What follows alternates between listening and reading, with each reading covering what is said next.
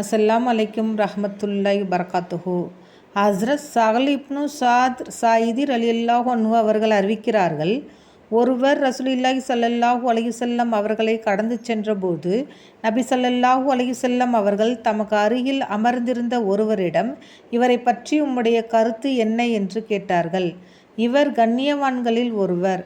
அல்லாஹ் மீது ஆணையாக இவர் எவரிடத்திலேனும் பெண் கேட்டால் திருமணம் செய்து வைக்கப்படும். எவருக்கேனும் இவர் பரிந்து பேசினால் இவர் பரிந்து பேசுவது ஏற்றுக்கொள்ளப்படும் தகுதி வாய்ந்தவர் என அவர் கூறினார். நபி ஸல்லல்லாஹு அலைஹி வஸல்லம் அவர்கள் அதை கேட்டு மௌனமாகிவிட்டார்கள். அதற்கு பிறகு இன்னொருவர் அந்த வழியாகச் சென்றார். நபி ஸல்லல்லாஹு அலைஹி வஸல்லம் அவர்கள் அந்த மனிதரிடம், இவரை பற்றி உமது கருத்து என்ன என்று கேட்டார்கள். யா ரசூலுல்லாஹ், இவர் ஓர் ஏழை முஸ்லீம். இவர் ஏதேனும் ஒரு இடத்தில் பெண் கேட்டால் திருமணம் செய்து வைக்கப்பட மாட்டாது. எவருக்கேனும் பரிந்து பேசினால் அவரது பரிந்துரை ஏற்றுக்கொள்ளப்பட மாட்டாது. இவர் பேசினால் இவர் பேச்சு கேட்கப்பட மாட்டாது என்று சொன்னார். முந்தைய மனிதரை போன்றவர்கள் உலகம் முழுவதும் நிரம்பிவிட்டாலும் அவர்கள் அனைவரையும் விட இந்த மனிதர் மேலானவர் என ரசூலுல்லாஹி ஸல்லல்லாஹு அலைஹி வஸல்லம் அவர்கள் கூறினார்கள். ஹஸ்ரத் முஸ்அபி இப்னு சாத் ரலியல்லாஹு அன்ஹு அவர்கள் அறிவிக்கிறார்கள், அவர்களது தந்தை ஹஸ்ரத் சாத் ரலியல்லாஹு அன்ஹு அவர்களுக்கு செல்வத்திலும் வீரத்திலும் தன்னை விட குறைந்த நிலையில் உள்ள சஹாபாக்களை விட தனக்கு சிறப்பும் மேன்மையும் இருக்கிறதென்ற எண்ணம் இருந்தது.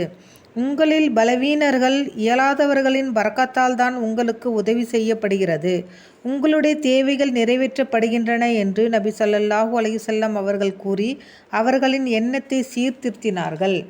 பலவீனர்களில் என்னை தேடுங்கள், ஏனெனில் உங்களில் பலவீனர்களின் காரணத்தால் தான் உங்களுடைய தேவைகள் நிறைவேற்றப்படுகின்றன, உங்களுக்கு உதவி செய்யப்படுகிறது என்று ரசூலுல்லாஹி ஸல்லல்லாஹு அலைஹி வஸல்லம் அவர்கள் கூற தாம் கேட்டதாக ஹஸ்ரத் அபூதர்தா ரலியல்லாஹு அன்ஹு அவர்கள் அறிவிக்கிறார்கள்.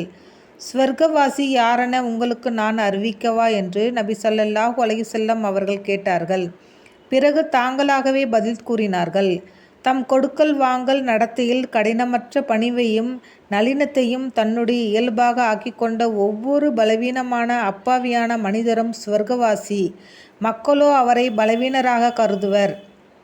ஆனால் அல்லாஹு தாலாவுடன் அவரது தொடர்பு எத்தகையதெனில், ஏதேனும் ஒரு காரியத்தில் அல்லாஹு தாலாவின் மீது சத்தியம் செய்து இந்த காரியம் இப்படித்தான் நடக்கும் என்று கூறினால் அல்லாஹு தாலா அவரது சத்தியத்துக்கு முக்கியத்துவம் அளித்து அவரது காரியத்தை நிச்சயம் நிறைவேற்றுவான்.